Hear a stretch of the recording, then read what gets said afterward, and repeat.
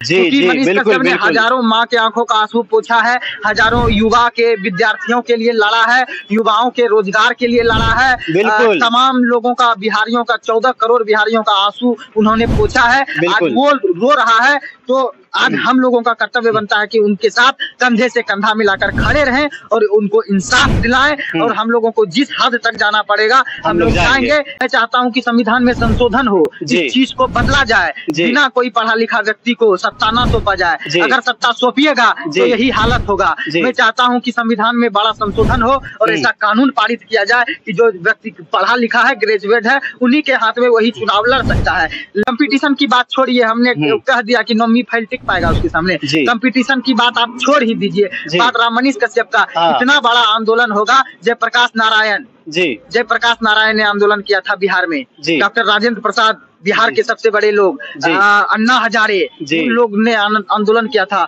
उससे भी कई ज्यादा आंदोलन होगा मनीष कश्यप के लिए। नमस्कार, आप देख रहे हैं यूनियन प्लेटफॉर्म इंडिया में हूं आपके साथ मोइज खान।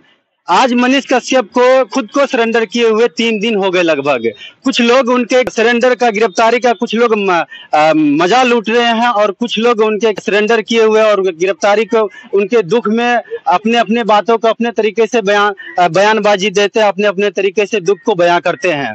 तो आज उसी क्रम में मनीष कश्यप के समर्थन में या उनके पक्ष या विपक्ष में अंकित मिश्रा जी यहाँ मौजूद हैं और उनके ही जुबानी जानने की कोशिश करेंगे, वो क्या कहते हैं गिरफ्तारी से। और भी लोग हैं, वो लोग क्या कहते हैं, उनके जुबानी जानने की कोशिश करेंगे। अंकित मिश्रा से हम शुरू करते हैं। अच्छा, अंकित जी एक बात बताइए, मनीष कश्यप हर वक्त गरीब मजदूर के लिए, हर वक्त दुख में जहाँ पे भी कहीं पे भी घटनाएं होती थी, वो अपने पैसे खर्च करके वहां पे पहुंचते थे, हर गरीब मजदूर की परेशानियों को दिखाने की कोशिश करते थे, सच को दिखाने की हर वक्त कोशिश करते थे। लेकिन एक छोटी मोटी वीडियो के कारण बिहार सरकार उनको अफवाह बताते, उनको फेक बताते हैं। उसी क्रम में उनके ऊपर क्या करता है, एक नहीं कम से कम 3-4 FIR दर्ज करा दिए और एक नहीं कम से कम कई बाहुबली नेता ने साजिश में रच करके उनको क्या कहता है, जेल के कैद खाने में उनको भेज दिया। क्या कहिएगा? देखिए, सबसे पहले आपके दर्शकों को प्रणाम। मैं अंकित मिश्रा सिर्फ एक ही बात कहना चाहूंगा कि सत्य परेशान हो सकता है लेकिन सत्य हार नहीं सकता जी। मनीष कश्यप को किस तरीके से फंसाया गया ये तमाम बिहारवासी जानते हैं जी। लोगों की आवाज बनते थे, हर वक्त मजदूरों की आवाज बनते थे, गरीबों की आवाज बनते थे। पहला व्यक्ति जो कि सरकार की आंखों में आंखें डालकर सिस्टम पर सवाल पूछता था, अभी भी पूछता है और जेल से निकलने के बाद भी पूछेगा। वो व्यक्ति जो सरकार की आंखों में आंखें डालकर सिस्टम पे सवाल करता था, वो व्यक्ति जो सरकार की आंखों में आंखें डालकर उसकी गंदी राजनीतिक बताता था, वो व्यक्ति जहाँ पे भ्रष्टाचार होता था उसकी गंदी राजनीतिक बताता था, वो व्यक्ति नहीं। ऐसा नहीं है कि वो सिर्फ बहुत लोग कहते हैं कि वो भाजपाई हैं, ऐसा नहीं है। वो उत्तर प्रदेश में जाकर वीडियो करते थे, उत्तर प्रदेश में तो भाजपा की सरकार है। वो बिहार में भी जब भाजपा और जदयू का गठबंधन था तब भी वो सवाल पूछते थे, उस समय भी भाजपा की सरकार थी। लेकिन जब तेजस्वी यादव का सरकार आया तो 2-4 वीडियो ऐसा बन गया जिसमें तेजस्वी यादव का नाम उन्होंने ले लिया तो उनपे FIR हो गया। चलिए, FIR हुआ, मनीष कश्यप ने गलत किया, हम लोग मानते हैं, लेकिन मनीष कश्यप को कानूनी रूप से पूछताछ होना चाहिए। लेकिन ये लोग मनीष कश्यप की गिरफ्तारी को राजनीतिक मुद्दा पर लेकर चले गए हैं, राजनीतिक तरीके से उन पे दबाव डाला जाता है। आप ही बताइए कितना बड़ा वो अपराध किया है। उसके मुंह पर गमछा लपेट के एक फोटो बहुत वायरल हो रहा है, आप लोगों ने देखा, उसके मुंह पे गमछा लपेट के जो है कि रोक के गाड़ी रोड पर उसका फोटो खिंचवाया है। और पुलिस प्रशासन की बात करते हैं, ये पुलिस प्रशासन तबायत हो चुकी है। गुंडा मवाली माफिया को पकड़ने में इस पुलिस प्रशासन की फटने लगती है और जो गरीबों का आवाज उठाता है उसको पकड़ के हाथ में हथकड़ी बांध कर, गला में गमछा डालकर रोड के साइड में खड़ा होकर शानो शौकत से फोटो खिंचवाते हैं। ऐसा लगता है कि वो बलात्कारी हो या मुजरिम हो या फिर कोई घटना को अंजाम दिया हो। ये कहाँ का न्याय है, ये कहाँ का सिस्टम है, ये कहाँ की कानून व्यवस्था है? हम लोगों को बताइए जरा, ये कैसे हो सकता है? कोई व्यक्ति गरीबों के लिए आवाज उठाता है, अगर वो गुनहगार कैसे हो जाता है? मनीष कश्यप ने आज तक अपने लिए क्या किया है? अभी भी आप पूर्वी चंपारण जाइएगा तो उनका खपड़ा का एक घर है और कुछ लोग जो है उनके विरोध में कोई नहीं है जी। लगभग 90% लोग उनके समर्थन में है। 10% जो लोग हैं, जो चूतिया मनोवृत्ति के लोग हैं, वो लोग उनका विरोध करते हैं। और वो लोग विरोध इसलिए करते हैं क्योंकि उन लोगों को सत्ता की तरफ से पैसा मिलता है खाने के लिए, वो लोग खाने पीने के चक्कर में विरोध करते हैं। लेकिन अगर बात आई अब तमिलनाडु वाला मुद्दे पे हम थोड़ा सा बात कर लेते हैं, तो हमको बताइए जो फोन कॉल आ रहे थे झूठ है क्या? अररिया में एक व्यक्ति को ग्रेनेड से मार दिया गया, वो झूठ है क्या?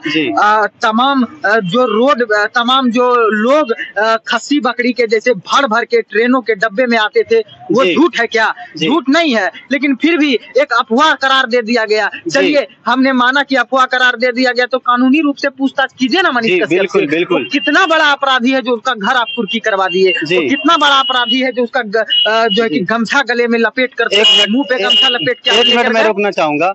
अगर गिरफ्तारी अगर किसी को करना है, अगर किसी को जेल में जाना चाहिए, किसी को अगर जेल में ढकेलना चाहिए, तो सबसे पहला वो लालू यादव का बेटा लालू यादव को जाना चाहिए, क्योंकि वो लोग घुसखोरी किए हैं, वो लोग दलालखोरी किए हैं, वो लोग क्या कहता है हर जगह उनका क्या कहता है हर विकास के काम में हर जगह उनका क्या कहता है घुसखोरी का काम उन लोगों ने किया। मनीष कश्यप तो लगभग क्या कहता है गरीब मजदूर से लेकर के लगभग सच्चाई दिखाने काम किया है। उनको इस तरह कपड़े मुंह पे लपेटा गया जैसे कोई अपराध करके जा रहा है, जैसे कोई रेप करके गया या किसी का गला काट दिया गया है।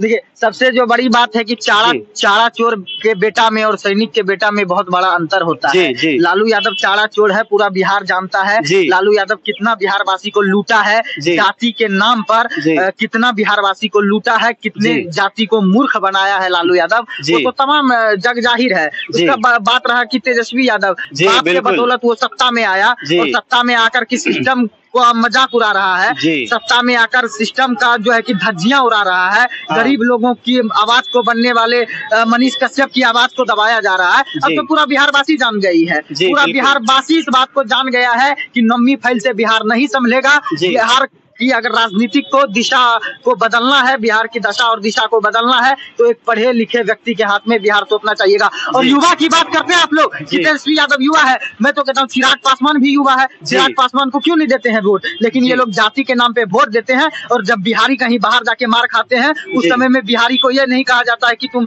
यादव हो, तुम दलित हो, तुम फलना हो, तुम डिमका हो, 917 नहीं कहा जाता है। तुम राजपूत हो, तुम ब्राह्मण हो, तुम यादव हो, तुम दलित हो, तुम वैश्य हो, तुम SC ST हो, नहीं कहा जाता है। उसको सिर्फ ये कहा जाता है कि तुम बिहारी हो। जी बिल्कुल बिल्कुल। और बिहार के लोग बिहारी सुनकर आते हैं बिहार में और जाति के नाम पे वोट देते हैं, और उनका खामियाजा कौन भुगतेगा? बिहार के लोग ही भुगतेंगे। मनीष कश्यप की गिरफ्तारी करके ये लोग चाहते हैं कि आवाजों को दबाया जाए, आगे कोई नहीं आवाज को कोई आवाज ना उठा पाए। लेकिन ये निकम्मी सरकार को ये पता नहीं है कि मनीष कश्यप को ये लोग अंदर डाल के ये लोग अपने पैर पर कितना बड़ा कुल्हाड़ी मारे हैं। वो लोग तो ये सोच रहे हैं कि मनीष कश्यप का लगभग जो फैन फॉलोवर सब कुछ तेजस्वी यादव हो।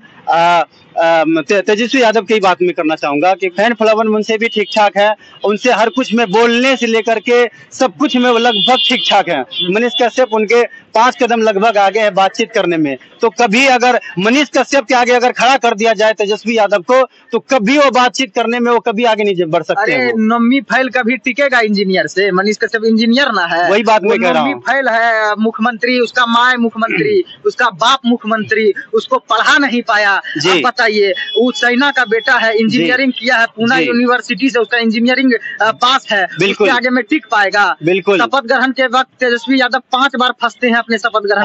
हम लोग मनीष कश्यप कंटिन्यू 24 घंटा बोलते रहेंगे, उसको 24 घंटा खड़ा कर देंगे। हम लोग तो नम्मी फैल में अंतर है ना, बिहार संभालेगा, बिहार को बेच लेगा, बाप के जैसा स्थिति कर देगा। उसका बाप के समय में देखे थे हम लोग, तो उस समय थे भी नहीं, हमारे पिता दादा कहा करते थे कि उसके बाप के समय में महिलाएं निकलती नहीं थी, महिला दरवाजा बंद करके गेट बंद करके अंदर में रहती थी कि उनके साथ कहीं बलात्कार ना हो जाए, चोरी ना हो जाए। ऐसा उसका बाप ने बिहार को बना दिया। जी हम ये कहना चाहेंगे, अगर एक मंच पे हम लोग ये मांग करते, एक मंच पे तेजस्वी यादव को भी खड़ा किया जाए, मनीष कश्यप को भी खड़ा किया जाए, और दोनों में कंपटीशन चले बातों विवादों का। देखते हैं कैसे वो क्या कहता जवाब दे पाता है मनीष कश्यप के बातों का। ये कोई बात नहीं हुआ कि विवाद हो जाए। देखिए कोई भी है, हमारा लोकतंत्र यही है कि अनपढ़ आदमी भी मुख्यमंत्री बन सकता है। हमारा बाबा साहेब अम्बेडकर ने जो संविधान लिखा है, उस संविधान के तहत कोई भी मुख्यमंत्री कोई भी पद पे जा सकता है। यही हमारी यही जो नीति है सबसे खराब है। मैं चाहता हूँ कि संविधान में संशोधन हो, इस चीज को बदला जाए, बिना कोई पढ़ा लिखा व्यक्ति को सत्ता ना सौंपा जाए। अगर सत्ता सौंपिएगा तो यही हालत होगा।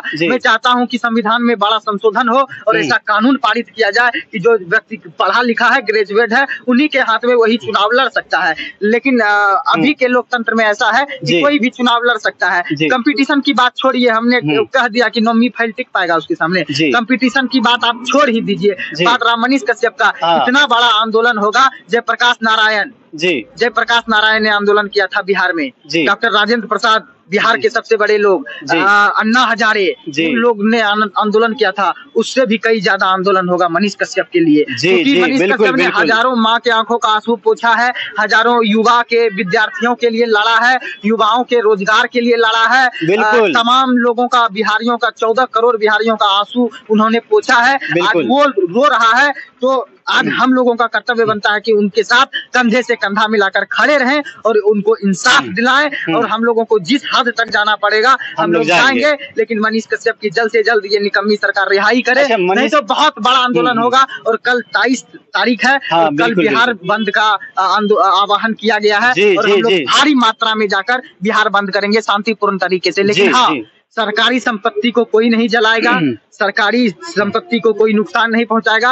अपना शांतिपूर्ण तरीके से, जिस तरीके से धरना प्रदर्शन किया जाता है उस तरीके से FIR वापस लेने की मांग की जाएगी। अच्छा, एक बात मैं कहना चाहूंगा, मनीष कश्यप के जो समर्थन है, जो उसके पक्ष में जो लोग हैं, कुछ बाहुबली नेता का कहना है कि वो वार्निंग देते, वो चेतावनी देते हैं, क्या कहता है, जितने भी छोटे पत्रकार हैं, जो भी क्या कहता है सोशल मीडिया पे न्यूज को परोसते हैं, रखते हैं, वो लोग को चैलेंज करते हैं कि सुधर जाओ। तो क्या कहिएगा ऐसे नेता के बारे में? कौन है वो बाहुबली नेता, नाम बता दीजिए, कौन है?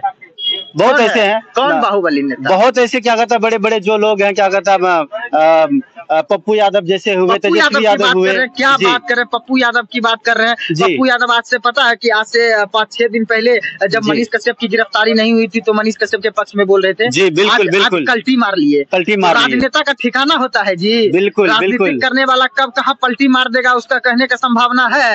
आज आपके पास है। राजनीतिक में क्या कहा गया कि मुक्का रखिए, बाप कहा बेटा को कि यहाँ मुक्का मारो, बाप छिप लिया। बोला यही राजनीतिक होता है। बाप बेटा पे भरोसा नहीं करता है, बेटा बाप पे भरोसा नहीं करता है। आज से पहले पप्पू यादव का बयान सुने थे ना कि मनीष जी को गलत तरीके से गिरफ्तार किया गया। अब आज का बयान में कितना बदलाव आ गया। तो ये लोग राजनेता है, ये लोग बदलते रहेगा, लेकिन हमारे बिहार के लोगों को एक होने की जरूरत है। अच्छा, क्या अगर उन्होंने 180 दिन कहा है मनीष कश्यप की, अगर क्या कहता है, अगर हमें जेल भेजा जाए तो हम क्या कहता है, अगर भेजा चला गया तो हम 180 दिनों में सरकार गिरा देंगे। पहले मनीष कश्यप का दबदबा बिहार में तो शुरू से है। मनीष कश्यप का दबदबा बिहार में था, यूपी में था, झारखंड में था, लेकिन अब पूरे भारतवर्ष में तमाम जगहों पर गली गली के मोहल्ले मोहल्ले के बच्चे उनके बारे में जानने लगे हैं। जब से वो इंटरनेशनल लेवल पर आए हैं। और वो एक ऐसा पत्रकार है जो कि आंखों में आंखें डालकर सवाल पूछता है, डरता किसी से नहीं है। और 180 दिन उसने कहा है। मैं तो कहता हूं कि मनीष कश्यप सिर्फ निकले, इस बार इलेक्शन लड़े। 80 दिन क्या, 180 दिन क्या, 80 दिन में भी सरकार गिर सकता है। ये सरकार है, कभी भी गिर सकता है जी। और हमारा राय कैसा लगा कमेंट बॉक्स में जवाब दीजिएगा। तब तक हमें इजाजत दीजिए, नमस्कार।